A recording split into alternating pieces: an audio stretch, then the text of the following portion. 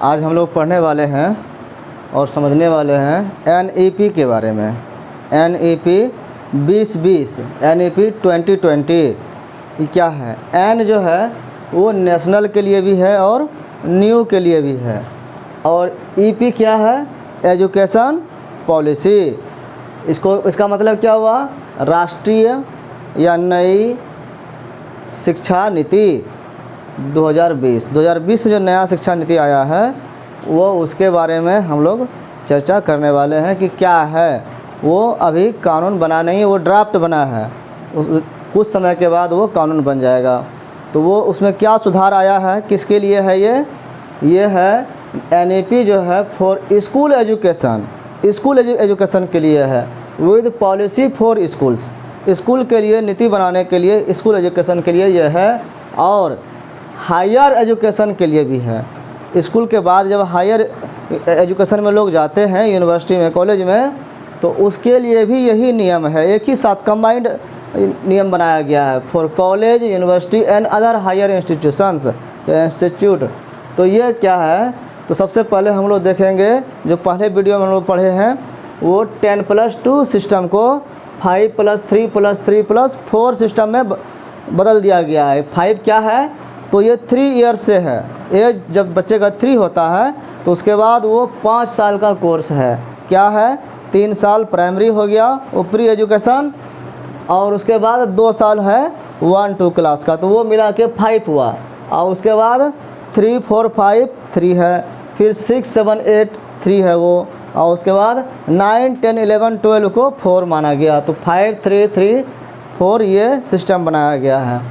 आगे हम लोग देखते हैं आज हायर एजुकेशन में क्या व्यवस्था है, उच्चतर शिक्षा क्या है।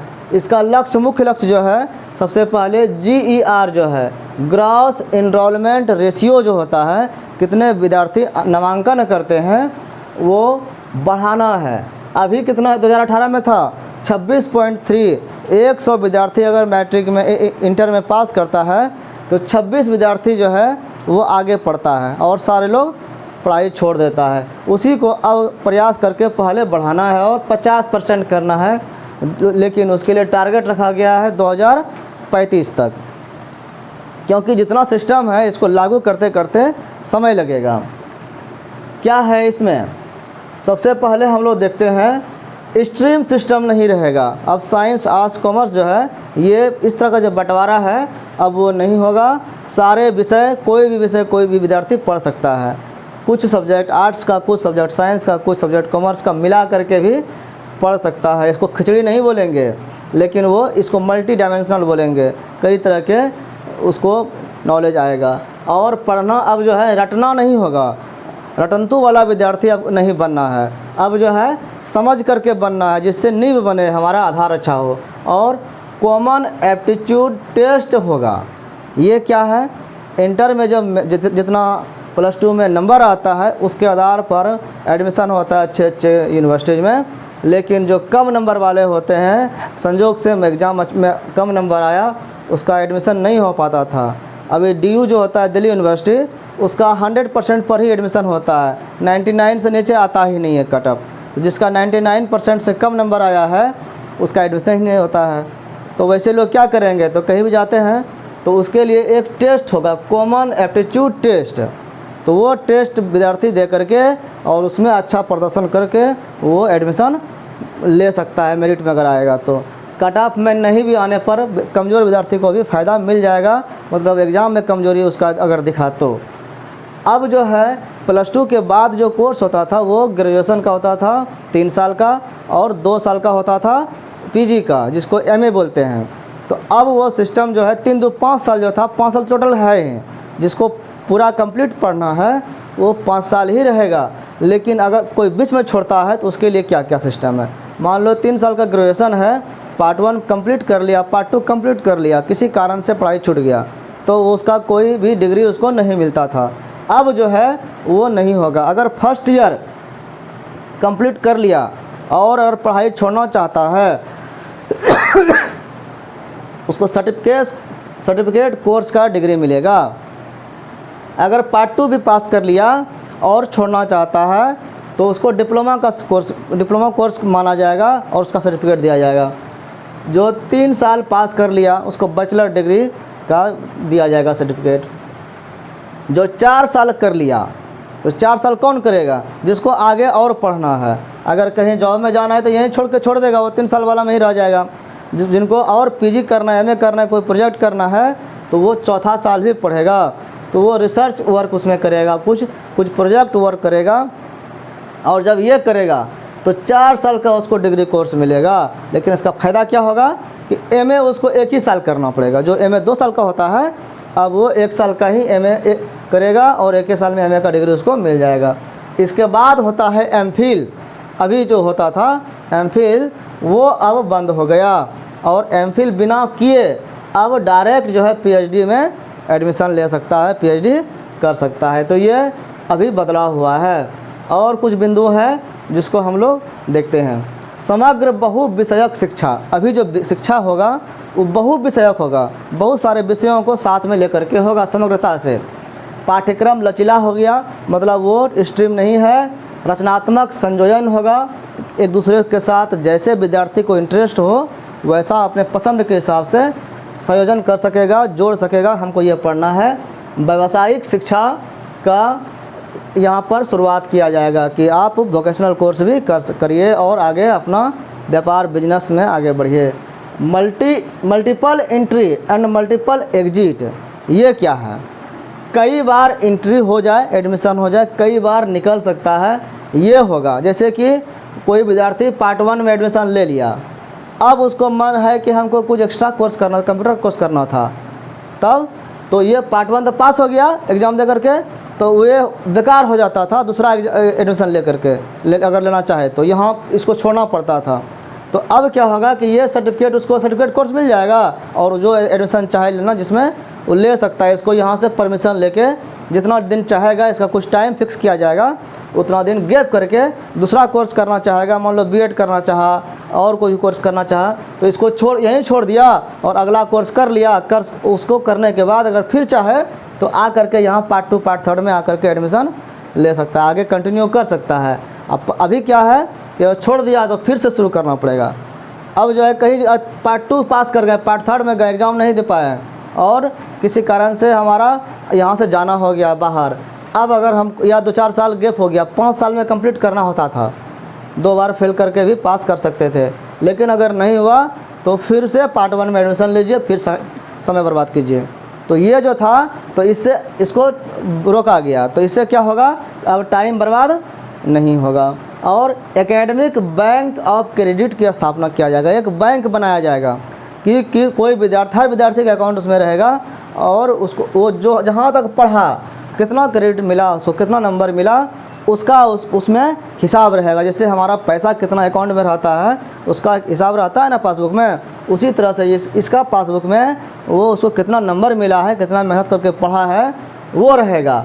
और इसका एकेडमिक बैंक ऑफ क्रेडिट कहेंगे, इसकी स्थापना होगी अभी। और ये डिजिटल लॉकर पर रखा जाएगा, ये वेबसाइट है, ये लॉकर है, इसमें लॉक करके कोई भी डॉक्यूमेंट्स रखा जाता है और उसमें टोटल अर्जित डिजिटल क्रेडिट से अंतिम डिग्री मिलेगा। फाइनल डिग्री अगर किया तो टोटल उसका देखा जाएगा कितना क्रेडिट मिला है और उसको देख करके उसको जोड़ करके नया डिग्री उसको दिया जाएगा।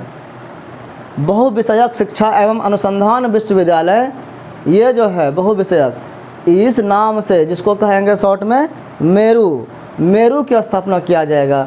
इसका मानक जो होगा कि कैसा होगा, ये लेवल क्या होगा, तो वैश्विक मानक होगा, यूनिवर्सल लेवल पर उसका स्टैंडर्ड देखा जाएगा कि किस तरह से है।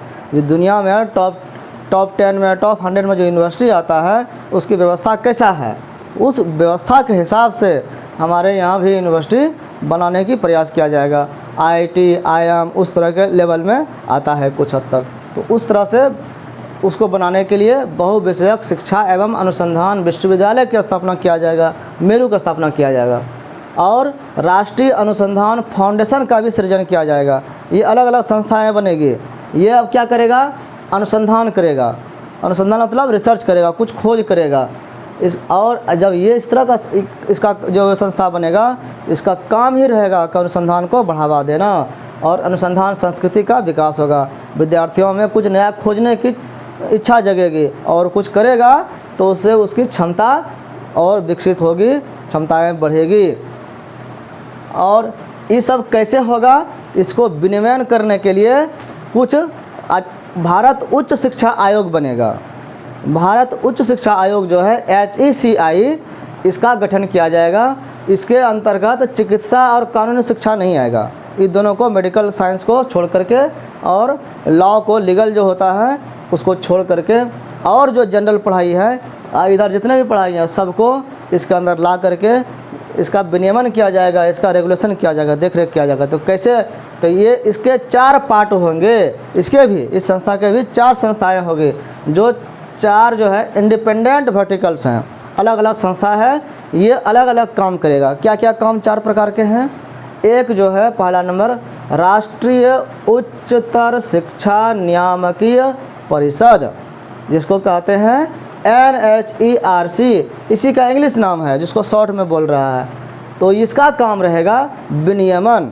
विनियमन क्या है, रेगुलेशन, जो भी कानून बना हुआ है वो कानून का पालन अच्छा तरह से कराना। और दूसरा संस्था रहेगा सामान्य शिक्षा परिषद, ये GEC रहेगा, ये जनरल काउंसिल तरह से रहेगा। जैसे संसद में कानून बनता है तो ये मानक निर्धारण करेगा, एक स्टैंडर्ड बनाएगा कि कैसा होना चाहिए, कानून बनाएगा एक तरह से कहो, और इसका ये पालन कराएगा।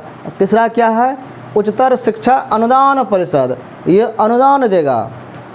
HEGC, जिस तरह से अभी UGC हर काम देखता है, ये चारों काम जो है अकेले अभी UGC देखता था, यही रेगुलेशन करता था, यही नियम बनाता था, पैसा भी यही देता था, सारा काम ये करता था। अब ये काम को बांट दिया गया है, इतना ही अंतर है। उच्चतर शिक्षा अनुदान परिषद जो है वित्त पोषण के लिए ये काम करेगा, किसको कितना फंड देना है, कौन सा खर्च कितना करना है, वो सारा काम जो है इनका देखरेख में होगा HEGC के बाद अंतर्गत।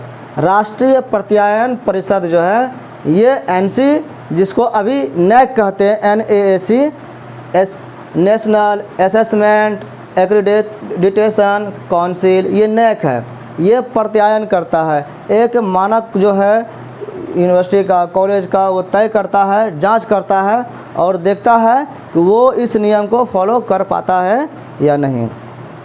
तो ये 4 तरह की संस्थाएं हैं जो अभी अकेले UGC कर रही थी। सार्वजनिक एवं निजी उच्चतर शिक्षा संस्थान जो है इसी समूह द्वारा शासित होंगे, मतलब सरकारी और गैर सरकारी जो है प्राइवेट यूनिवर्सिटीज या जो भी संस्थान है, सबका एक ही इसी कानून से पालन होगा, यही सबका देखरेख करेगा। और आगे क्या है, विवेकपूर्ण संस्थागत संरचना, इसका संरचना जो किया गया संस्था का वो बहुत विवेक लगा करके बहुत तर्कपूर्ण ढंग से किया गया है। जैसे कि उच्चतर शिक्षा संस्थान है HEI, ये क्या करता है, उच्च गुणवत्तापूर्ण शिक्षण, कैसे अच्छे क्वालिटी का शिक्षण होगा, अनुसंधान कैसे होगा, सामुदायिक भागीदारी, सभी लोग कैसे मिलजुल करके करेंगे, ज़्यादा से ज़्यादा लोग कैसे उसमें शामिल होंगे, इसको उपलब्ध कराने का काम ये उच्चतर शिक्षा संस्थान HEI करेगा। विश्वविद्यालय की विस्तृत श्रेणी, विश्वविद्यालय कितने प्रकार के होंगे, अभी तो वो जो है अनुसंधान केंद्रित विश्वविद्यालय 3 तरह के होंगे। एक है अनुसंधान केंद्रित विश्वविद्यालय, जो विश्वविद्यालय रिसर्च कराएगा वो इसके अंतर्गत आएगा। शिक्षण केंद्रित विश्वविद्यालय, जो शिक्षा का माध्यम बनेगा, शिक्षा को प्रचार प्रसार करेगा, वो इसमें आएगा। और स्वायत्त शासी डिग्री महाविद्यालय, ये जो है ये यूनिवर्सिटी से बाहर हुआ कॉलेज है, महाविद्यालय है, जो ऑटोनमस बॉडी कहते हैं इसको, जो अपनी व्यवस्था खुद करेगा। तो ये 3 तरह के यूनिवर्सिटी जो ऐसे होंगे अभी। महाविद्यालय की संबद्धता जो है ये जो बनेगा, कैसे बनेगा, तो हर यूनिवर्सिटी से अटैच होता है कॉलेज, तो उसकी जो संबद्धता होती है वो 15 साल में उसको ऐसा कहा जाएगा कि आप अपना विकास करिए, अपने पैर पर आइए, और 15 साल में चरणबद्ध तरीके से धीरे धीरे समाप्त कर दिया जाएगा कि आपको हम फ्री कर दिए, स्वायत्तता दी जाएगी, उसको इंडिपेंडेंट कर दिया जाएगा कि आप अपनी व्यवस्था आप संभालिए, हम आपको रेगुलेट नहीं करेंगे। राज्यवार तंत्र की स्थापना, ये करने के लिए अलग अलग स्टेट में इसके लिए अलग संस्थाएं बनेगी। परिकल्पना किया गया है कि एक स्वायत्त शासित डिग्री प्रदान करने वाले महाविद्यालय में विकसित करना है। एक कॉलेज जो होते हैं वो विश्वविद्यालय के अंतर्गत जो काम करते हैं थोड़ा शिथिलता आ जाती है, और बहुत सारे जो बात है समय समय पर रिजल्ट शो करना यूनिवर्सिटी को, एडमिशन का डेट देना यूनिवर्सिटी को, जो समस्या होती है कॉलेज में और सुनना है यूनिवर्सिटी को, तो वहाँ से यहाँ जो सूचना का आदान प्रदान होता है उसमें डिले होता है, तो वो नहीं हो, इसलिए उसको कॉलेज की बात कॉलेज तक हो जाए, वो स्वायत्त उसको बनाने का और विकसित बनाने का एक ये प्रयास है कि ऐसा करने से विकसित हो जाएगा और किसी विश्वविद्यालय के संगठक महाविद्यालय बन जाएंगे। और अगर 15 साल के बाद वो उतना एक्यूरेट नहीं हो पाए जितना अपने पैर पर होना चाहिए, तो उसको किसी अन्य यूनिवर्सिटी का या उसी यूनिवर्सिटी का फिर से वो संगठक बन सकते हैं। ये भी इसमें चर्चा है। मतलब ये है कि आपको इंडिपेंडेंट तो करेंगे ही, हटना ही है, लेकिन अगर नहीं हो पाए तो फिर से बन सकते हैं। एक तरह से है कि 15 साल में रिन्यूअल होगा। 15 ये नहीं कि अब अभी के समय में जो कंस्टिट्यूएंट कॉलेज बन जाता है वो परमानेंट हो जाता है सब दिन के लिए, वो कभी बदलता, उसका छिनाता नहीं है, वो छीना नहीं जाता है, उससे लिया नहीं जाता है। लेकिन अब जो है वो लिया जाएगा 15 साल में, और 15 साल में प्रोग्रेस करके दिखाना होगा। तो ये बहुत तरह से कुछ नेगेटिव भी लगता है कि कॉलेज को एक लावारिस की तरह छोड़ दिया जाएगा, और कहीं लगता है कि ये उसको अपने पैर पर खड़ा करने के लिए एक इस तरह से विचार दिया गया कि आप मेहनत कीजिए। प्रेरित, ऊर्जाशील और सक्षम संस्थान के निर्माण की अनुशंसा, कि संस्थान जो होता है शिथिल नहीं होना चाहिए, वो प्रेरित करने वाला होना चाहिए, ऊर्जा से भरा हुआ होना चाहिए और सक्षम होना चाहिए, ऐसा बनाने के लिए अनुशंसा किया गया है। और जवाबदेही भी बनाया गया कि अगर वैसा नहीं हो पाता है तो क्यों नहीं, किसके गलती के कारण नहीं हो पा रहा है, तो उसको जवाबदेही कहते हैं, रिस्पॉन्सिबिलिटी कहते हैं, तो वो उसी को बनाया जाएगा। मूलभूत नियम क्या क्या रहेगा इसका, सुस्पष्ट रूप से परिभाषित, उसका क्या नियम है वो स्पष्ट रूप से बताना होगा। स्वतंत्र पारदर्शी नियुक्ति, उसमें जितने भी स्टाफ होंगे टीचिंग नॉन टीचिंग, उसकी जो नियुक्ति होगी वो स्वतंत्र रूप से होनी चाहिए और पारदर्शी तरीके से, वहाँ भेदभाव नहीं होना चाहिए। और पाठ्यक्रम या अध्यापन कला डिजाइन करने की स्वतंत्रता, अब उसको वहाँ पर कैसे क्या पढ़ाना है, कितना पढ़ाना है, ये पढ़ाने की जो के लिए पाठ्यक्रम बनता है, जो बुक का चयन होता है या बुक लिखा जाता है, वो उसको लिखने की स्वतंत्रता मिलेगी। और उत्कृष्टता को प्रोत्साहन देना, जो अच्छे श्रेणी में है, जिनका प्रोग्रेस अच्छा है, उनको प्रोत्साहन भी देना है और संस्थागत नेतृत्व करना है कि ये हमारा है। इस तरह से ये प्रोग्रेसिव सोच है। आगे है अध्यापक शिक्षण, उसमें जो टीचर होंगे, अध्यापन होंगे, उनका शिक्षण कैसे होगा, उनको ट्रेनिंग कैसे दिया जाएगा। तो नया होगा, व्यापक पाठ्यक्रम होगा, उनको जो पढ़ाया जाएगा, जिसका ढांचा जो है वो नया विकसित किया जाएगा। और कौन करेगा, किसके द्वारा करेगा, तो NCTE के द्वारा। NCTE क्या है, national council for teacher education, ये एक काउंसिल है टीचर एजुकेशन के लिए, NCTE। ये कैसे करेगा, NCERT के परामर्श से। NCERT क्या है, national council of educational research and training, इसके परामर्श से वो क्या बनाएगा, NCFTE 2021 ये निर्माण किया जाएगा। ये भी शॉर्ट नेम है, किसका नाम है, इसका फुल फॉर्म है national curriculum framework for teacher education. एक ये नया 2021 का बनेगा। तो इससे जो है एक पाठ्यक्रम बनेगा। NCFTE क्या हो गया, ये पाठ्यक्रम है, सिलेबस है कि क्या पढ़ाना है टीचर को। तो 2030 तक योग्यता, अब जो है जब पढ़ाई होगा तो 2030 तक जो टीचर की योग्यता हो जाएगी वो होगा मिनिमम 4 वर्षीय integrated B.Ed degree. B.Ed degree जो है पहले 1 साल का होता था, फिर 2 साल किया गया, अब 4 साल का किया जाएगा।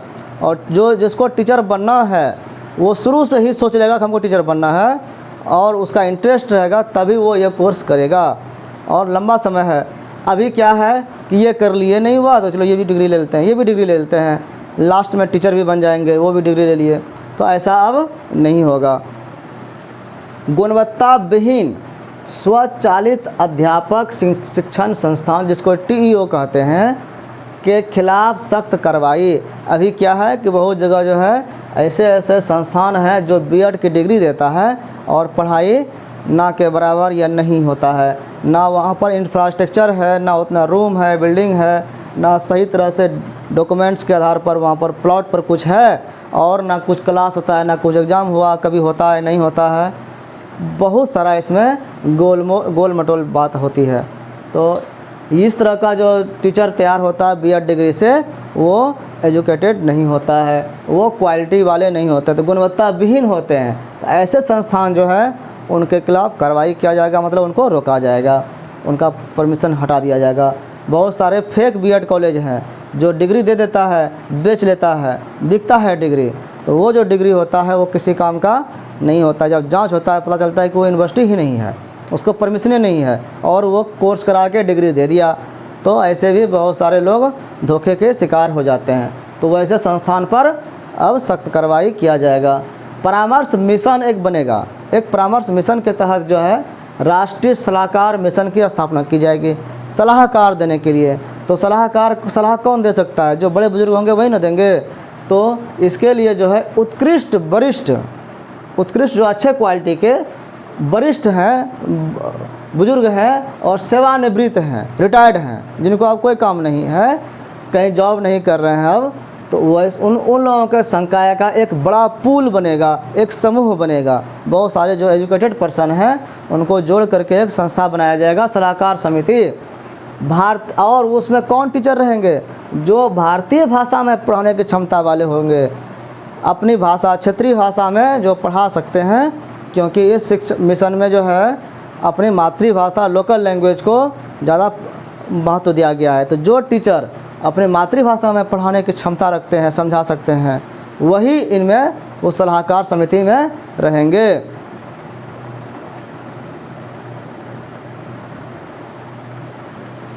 विश्वविद्यालय कॉलेज के शिक्षकों को लघु दीर्घकालिक परामर्श। अब जो है ये कॉलेज के शिक्षकों को क्या करना है? उनको परामर्श भी देना है। और कैसा? लघु और दीर्घकालिक। तो जो विश्वविद्यालय के कॉलेज के शिक्षक रहेंगे उनको परामर्श जो है लघु और दीर्घकालिक दोनों देना पड़ेगा। व्यावसायिक सहायता के लिए तैयार रहना पड़ेगा कि हम किसी तरह की जो सुविधा विद्यार्थियों को चाहिए, हम हर तरह की सुविधा देने के लिए तैयार हैं। छात्रों के लिए वित्तीय सहायता। अब छात्र जो है उनको सहायता कैसे मिलेगा? तो जिस तरह से अभी छात्रवृत्ति दिया जाता है विद्यार्थियों को, वो राष्ट्रीय छात्रवृत्ति पोर्टल जो है उसका और भी विस्तार किया जाएगा, जिससे कि SC ST OBC और अन्य जितने विशिष्ट श्रेणी हैं उन सबको अच्छे तरह से लाभ मिल सके। छात्रवृत्ति प्राप्त करने वाले जो छात्र हैं उनकी प्रगति को समर्थन दिया जाएगा कि आप अच्छे से पढ़िए, बढ़ावा दिया जाएगा। और वो पैसा लेकर के चुपचाप सो तो नहीं रहा है, ये भी देखा जाएगा, ट्रैक किया जाएगा उसको कि उन्होंने उनको जो पैसा दिया गया जिस काम के लिए, जो पढ़ने के लिए, वो काम उसमें हो रहा है कि नहीं, उसका प्रोग्रेस हो रहा है कि नहीं हो रहा है। बहुत जगह देखते हैं कि हम पैसा लेते हैं छात्रवृत्ति ये कोर्स करने के लिए, ठीक है, और उसके खर्चे पर रह करके और कुछ दूसरा तैयारी करने लगते हैं। तो ये एक तरह से उस पैसे का दुरुपयोग करना हुआ। निजी उच्च शिक्षण संस्थानों को भी प्रोत्साहन, जो प्राइवेट इंस्टीट्यूट है उसको भी प्रोत्साहन दिया जाएगा और मुफ्त शिक्षा देने के लिए कि आप जो है कम से कम या फ्री में शिक्षा देने की ओर जो है आप कदम उठाइए, फ्री में शिक्षा दीजिए। तो विद्यार्थी को फ्री में शिक्षा देंगे और प्राइवेट है तो इसका खर्चा कैसे चलेगा? तो इसको जो है छात्रवृत्ति की पेशकश किया जाएगा कि आपको हम छात्रवृत्ति दे देंगे। तो अभी बहुत सारे इंस्टीट्यूट हैं कि इंस्टीट्यूट तो विद्यार्थियों को फ्री में पढ़ा रहा है, लेकिन विद्यार्थियों के एवज में वो सरकार से पैसे ले लेते हैं। तो इनको कोई घाटा नहीं हुआ, अब विद्यार्थी को फ्री में पैसा मिल गया, फ्री में सुविधा मिल गया, पढ़ाई मिल गया, लेकिन सरकार का पैसा गया। तो सरकार का पैसा जो लोन के रूप में गया अभी जो जा रहा है, यहाँ मुफ्त शिक्षा मिलेगा, तो वो उसको अपने समाज को विकसित करने में ये योगदान होगा। वो किसी न किसी तरह से सरकार के पैसा क्या, किसका पैसा है? आम जनता का ही ना पैसा है सरकार के पास। तो वो शिक्षा जो है, मुफ्त शिक्षा, कमज़ोर विद्यार्थियों के लिए बहुत ज़्यादा हेल्पफुल होगा। खुली और दूरस्थ शिक्षा, शिक्षा जो है वो ओपन रहेगा सबके लिए और दूर से भी पढ़ सकता है। दूर से कैसे पढ़ेगा भाई? तो ये है ऑनलाइन पढ़ने के लिए। जैसे कि ये क्यों जरूरी है? GR जो इनरोलमेंट ज़्यादा से ज़्यादा हो उसके विस्तार हेतु है ऑनलाइन पाठ्यक्रम रहेगा। घर बैठे भी हम मोबाइल से, लैपटॉप से, टैबलेट से पढ़ सकते हैं। उसके लिए डिजिटल संग्रह किया जाएगा डॉक्यूमेंट्स का, बुक का, कि ऑनलाइन बुक भी सारे अवेलेबल रहेंगे। अनुसंधान के लिए वित्त पोषण, जो रिसर्च करेगा उसको भी पैसा दिया जाएगा। बेहतर छात्र सेवाएं, छात्र को कितना बेहतर सेवा दे सकते हैं इसकी व्यवस्था की जाएगी। मूक द्वारा क्रेडिट आधारित मान्यता दिया जाएगा। मूक क्या है? Massive open online courses. बहुत सारे बड़े बड़े कोर्सेज हैं, हो रहे हैं जो ऑनलाइन हो रहा है, वो मुक्स करा रहा है। तो मुक्स जो है जो कोर्स करा रहा है तो वो क्रेडिट देता है, वो डिग्री, वो सर्टिफिकेट काम आता है, वो भी वैलिड है। तो जो नहीं एडमिशन ले पा रहे हैं यूनिवर्सिटी कॉलेज में, वो ऑनलाइन भी पढ़ाई करके अपना डिग्री ले सकते हैं। ऑनलाइन शिक्षा और डिजिटल शिक्षा पर विशेष ध्यान दिया गया है कि ताकि जब चाहे और जहाँ चाहे पारंपरिक और व्यक्तिगत शिक्षा उपलब्ध हो सके। हम अकेले पढ़ना चाहते हैं, किसी के साथ नहीं बैठना चाहते हैं, तो जहाँ चाहे हम पढ़ सकते हैं। ई शिक्षा की आवश्यकता यहाँ पर पता चलता है कि ई शिक्षा की आवश्यकता बहुत ज़्यादा है। गुणवत्तापूर्ण शिक्षा के वैकल्पिक साधन सुनिश्चित करना, कि गुणवत्तापूर्ण शिक्षा हो सके तो ये जरूरी नहीं कि स्कूल कॉलेज में ही होगा, इसके लिए और भी विकल्प हैं, वो ऑनलाइन विकल्प है। स्कूल और उच्च शिक्षा में उसके और विकल्प क्या है? तो ऑनलाइन में है, इस शिक्षा में है। MHRD द्वारा एक इकाई का गठन किया गया या करना है जो डिजिटल संरचना, कि डिजिटल संरचना कैसा होगा, उसमें कंटेंट क्या क्या होगा, क्या क्या मटेरियल होगा, और क्षमता निर्माण के उद्देश्य से उसका विकास किया जाएगा कि कैसे भी वो उसको पढ़े तो विद्यार्थी में कुछ नया कैपेसिटी आ जाए। शिक्षा में प्रौद्योगिकी का, टेक्नोलॉजी का इस्तेमाल शिक्षा में किया जाएगा। स्वायत्त निकाय इसके लिए होगा, अलग संस्थाएं होगी जो इंडिपेंडेंट होगी। राष्ट्रीय शैक्षिक प्रौद्योगिकी मंच, एक ये मंच बनेगा नेशनल लेवल पर जिसको NETF कहेंगे, इसका निर्माण किया जाएगा। शिक्षा के सभी स्तरों में, इसमें जितने भी लोग शामिल होंगे इसके अंतर्गत, वो सभी स्तर में एकीकरण करेगा। पेशेवर शिक्षकों का विकास होगा, जो शिक्षक हैं उनका भी विकास होगा। वंचित तक पहुँच, वंचित समूह जो हैं, जो नहीं पढ़ पा रहा है, वो भी इसके माध्यम से, वो टेक्नोलॉजी के माध्यम से पढ़ सकेगा। और शैक्षिक योजना, प्रशासन, प्रबंधन, इस सब के लिए और खुले रूप से अपने विचार को रख सकें, एक ये मंच बनेगा। भारतीय भाषाओं को बढ़ावा देना, भारत का जो भाषाएं हैं उन सबको बढ़ावा दिया जाएगा, जो लोकल लैंग्वेज जो भी हैं। Indian institute of translation and interpretation की स्थापना किया जाएगा। IITI, इसकी स्थापना किया जाएगा। इसका काम क्या रहेगा? इंडियन का है, इस इंस्टीट्यूट है जो ट्रांसलेट करेगा एक भाषा से दूसरे भाषा में। अभी मान लो हमको इंग्लिश में कोई बुक पढ़ना है और वो हिंदी में अवेलेबल है, हमको इंग्लिश समझ में आता है, हिंदी समझ में नहीं आता है। अब हिंदी में है, इंग्लिश में है ही नहीं, तो अब कोई ट्रांसलेट कर देगा तो पढ़ लेंगे। कोई बुक हमको हिंदी में पढ़ने आता है वो इंग्लिश में, तो कैसे पढ़ेंगे? तो इंग्लिश में अगर ट्रांसलेटेड रहेगा तो वही चीज़ हम उसको पढ़ के समझ सकते हैं। तो एक संस्था रहेगा, ये ट्रांसलेशन का काम करेगा, उसके अर्थ को बताएगा, तो इसकी स्थापना किया जाएगा। ये संरक्षण करेगा, विकास करेगा, जीवंतता सुनिश्चित करेगा और संस्कृत मातृभाषा या स्थानीय भाषा का शिक्षा के माध्यम के रूप में उपयोग की सिफारिश करेगा कि हमारा जो लोकल लैंग्वेज है उसका, मातृभाषा का, संस्कृत का ज़्यादा से ज़्यादा उपयोग हो सके। शिक्षा का अंतर्राष्ट्रीयकरण किया जाएगा। हमारा जो शिक्षा जो है यहाँ का वो इंटरनेशनल हो जाए, दुनिया में इसकी पहुँच हो जाए, यहाँ की शिक्षा का बड़ाई हर जगह हो, इसको अच्छा माने, इसके लिए हर जगह इस बात को फैलाना पड़ेगा। और बाहर से जो है संस्थागत सहयोग करना होगा। छात्र कैसे होगा? छात्र और संकाय की गतिशीलता, शिक्षक और स्टूडेंट दोनों गतिशील होगा, दोनों आगे बढ़ने के लिए प्रयास करेगा, तभी ये हो पाएगा। और वो जो है सुगम बनाना पड़ेगा, आसानी से हो सके। विश्व रैंकिंग विधि को अनुमति दिया जाएगा। जो यूनिवर्सिटी, जो ऐसे यूनिवर्सिटी हैं जो वर्ल्ड लेवल पर टॉप 10 में है, टॉप 100 में है, उसको अनुमति दिया जाएगा कि आप भाई टॉपर यूनिवर्सिटी हैं, आपकी व्यवस्था तो बहुत अच्छी है विदेशों में, आप हमारे यहाँ आ करके हमारे यहाँ भी आप आइए, यहाँ भी संस्थाएं खोलिए। क्योंकि अभी इससे क्या अभी कुछ नेगेटिव बात भी आती है कि विदेशी जब यूनिवर्सिटी आएंगे हमारे सारे यूनिवर्सिटी कोलैप्स कर जाएंगे और वो रेट बढ़ा देंगे, गरीब लोग नहीं पढ़ पाएंगे।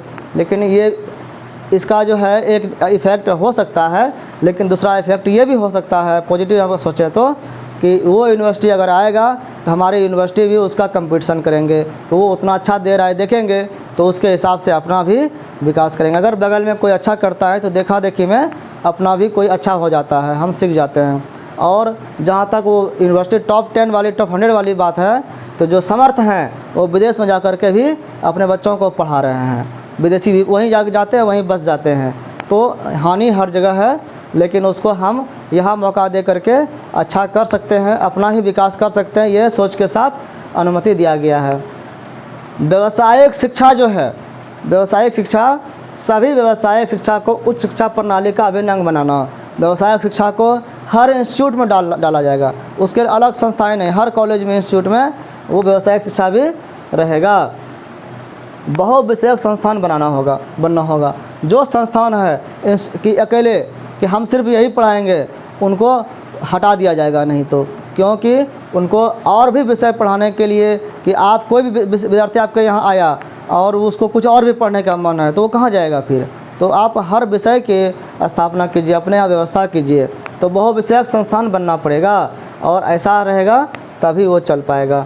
स्वचालित तकनीकी विश्वविद्यालय है, स्वास्थ्य विज्ञान भी है, कानूनी एवं कृषि विश्वविद्यालय है। जैसे कृषि विश्वविद्यालय है उसमें सिर्फ खेती गृहस्थी फसल के बारे में बताया जाता है और चीज़ के बारे में नहीं बताया जाता है। तो जो स्पेशलिस्ट हैं अब वो स्पेशलिस्ट नहीं रहेंगे, वहाँ हर तरह की पढ़ाई अब होगी। प्रौढ़ शिक्षा क्या है, जो बुज़ुर्ग हैं जो अब स्कूली लाइफ से ऊपर हो गए और पढ़ नहीं पाए, अब उसको कैसे पढ़ाएंगे। तो उसका जो लक्ष्य है 2030 तक रखा गया है कि जितने भी अशिक्षित हैं 100% को युवा जो है, प्रौढ़ जो है, साक्षरता की प्राप्ति कराना, सबको साक्षर बना देना है, सबको शिक्षित करना है, इसका भी प्रयास किया जाएगा। प्रौढ़ शिक्षा के तहत वित्त पोषण शिक्षा, वित्त जो है कैसे दिया जाएगा, खर्चा पानी कैसे दिया जाएगा, तो कैसे ये व्यवस्था चलेगा, इसका खर्चा कहाँ से आएगा।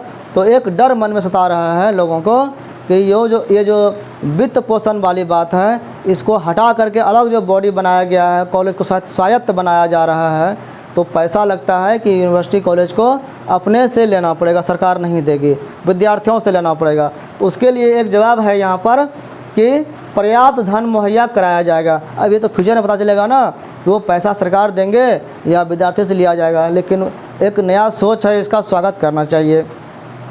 लाभ के लिए नहीं, अब ये जो धन दिया जाएगा, ये क्यों दिया जाएगा धन, सरकार का मकसद है कि वो ये नहीं कि प्रॉफिट कमा रहे हैं। एजुकेशन है, ये एजुकेशन व्यवहार पर आधारित होना चाहिए। हम विद्यार्थी को बना रहे हैं, निर्माण कर रहे हैं, तो विद्यार्थी अच्छा बनना चाहिए, पैसा उसके लिए दिया जा रहा है। ये रोजी रोटी का सवाल सिर्फ नहीं है।